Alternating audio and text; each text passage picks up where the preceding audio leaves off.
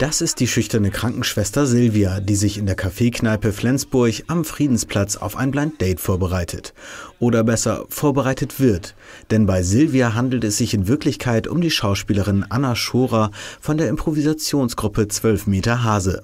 Das Publikum bestimmt, welche Charakterzüge die Schauspielerin bei ihren insgesamt 3 Blind Dates verkörpern soll. Die Veranstaltung fand im Rahmen des Theaterfestivals Spontan OL an insgesamt 5 Orten in Oldenburg zeitgleich statt. Ihr erstes Date war das eigenwillige Handmodel Patrick, gespielt von Jan Hiller von der Oldenburger Gruppe Wat ihr wollt.